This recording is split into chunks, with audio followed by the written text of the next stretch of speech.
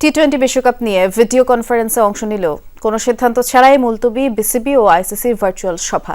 তবে ইতিবাচক সিদ্ধান্তে আসতে আলোচনা চালিয়ে যাবে দুপক্ষ। এদিকে টি-20 বিশ্বকাপ খেলতে ভারতে না যাওয়ার সিদ্ধান্তে অনড় বাংলাদেশ।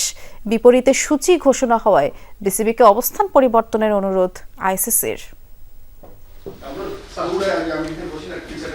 সবশেষ কদিনে বিসিবি কর্তাদের ব্যস্ততা চোখে পড়ার মতো। কারণও আছে, ঝুলে আছে বাংলাদেশ দলের টি-20 বিশ্বকাপ ভাগ্য। সেই সমাধানে আসতেই মঙ্গলবার আইসিসির সঙ্গে ভিডিও কনফারেন্সে যুক্ত হয় বিসিবি। বিসিবির পক্ষে সভায় উপস্থিত ছিলেন সভাপতি, দুই সহসভাপতি, ক্রিকেট অপারেশনস চেয়ারম্যান এবং সিইও। সভায় বিসিবিকে তাদের সিদ্ধান্ত পুনর্বিবেচনা করার অনুরোধ করলেও আগের অবস্থানেই অনড় বিসিবি, অর্থাৎ ভারতে খেলতে না যাওয়ার সিদ্ধান্তই ক্রিকেট বোর্ডের। আমরা যে স্ট্যান্ড নিছি ওই স্ট্যান্ডে আমরা ঠিক আছি। আমরা আমাদের স্ট্যান্ড থেকে এক ইঞ্চিও নড়ব না, মানে ইন্ডিয়াতে আমরা যাব না। আইসিসি যে আপনারা ইয়ারা দিলেন সেটা মনে হচ্ছিল আইসিসি একটু কঠোর হয়েছে নাকি ভাই? না, কোনো কঠোর না। আমরা আমাদের কথা বলেছি এবং তারা অল্টারনেটিভ খেয়াল করছে এবং আলোচনার পথ ওপেন আছে আর কি। পজিটিভ, বাংলাদেশ পজিটিভ অবস্থানে আছে।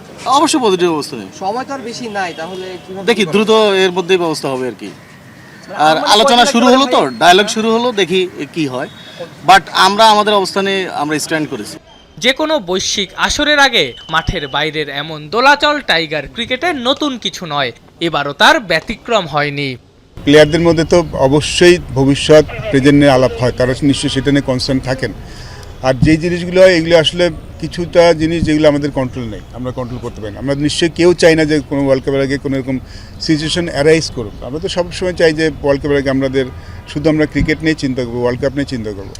বাট যখন এরকম হয়ে যায়, আমার মনে হয় যে প্লেয়াররা তো যেহেতু এর আগেও হয়েছে এবং তার কিছু রেজাল্টস তো সামটাইমস আমাদের ভালো আসেনি। বাট এই মুহূর্তে মানে প্লেয়াররা সেখান থেকে অ্যাজ এ পার্সন আমি পজিটিভলি চিন্তা করি। ইতিবাচক সিদ্ধান্তে আসতে বিসিবির সঙ্গে আলোচনা চালিয়ে যাবে আইসিসি। এ সপ্তাহের মধ্যেই আসতে পারে সিদ্ধান্ত।